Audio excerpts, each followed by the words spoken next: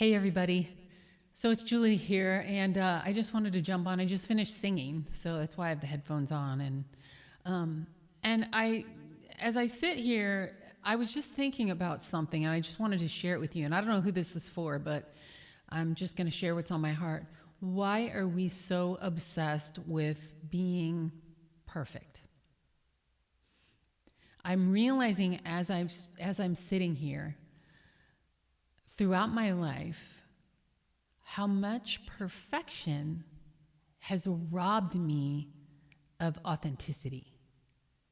Does that make sense to anybody? Somebody needs this message out there. So when we're so obsessed with perfection, it robs us of the authenticity of who we are, because with truly authentic people, there is a certain amount of vulnerability that comes across. Don't mistake vulnerability for weakness. That's not at all what I'm talking about. But there's a vulnerability that comes with sincere authenticity. And the two combined are quite beautiful and a gift from God.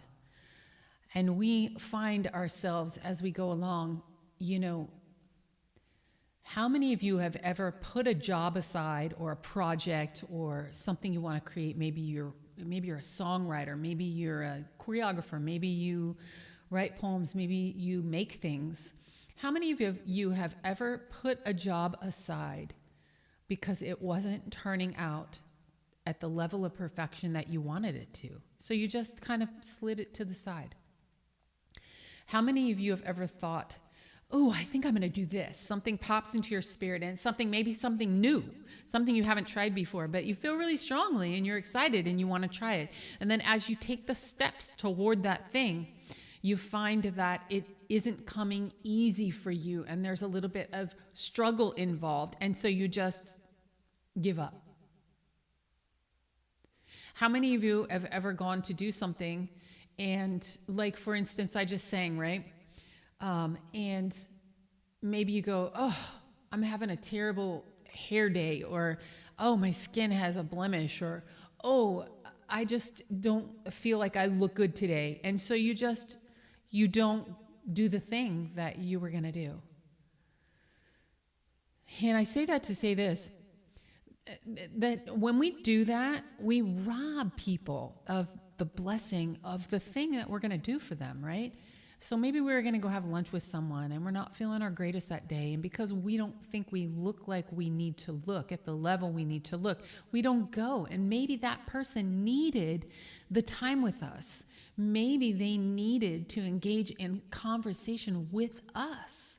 And because we were so caught up in perfectionism, we let that opportunity go.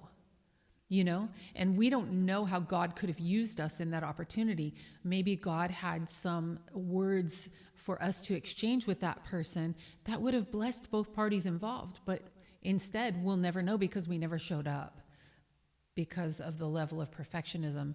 And so I'm saying all that to say this: perfectionism comes in many different areas and many different forms. But I want you to start to watch for it in your life, because perfectionism can become an idol.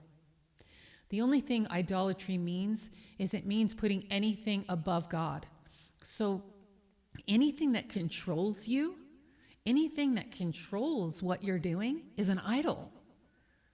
So I challenge you this week to be mindful of perfectionism trying to become an idol in your life. Or maybe it already is. And if it already is, pull it down off of that platform that you have it set on, and stop letting it control you. Give it to God and ask Him to replace it with the authenticity that He created for you to have when you engage with people. I promise you, you will find yourself freer than you've ever been.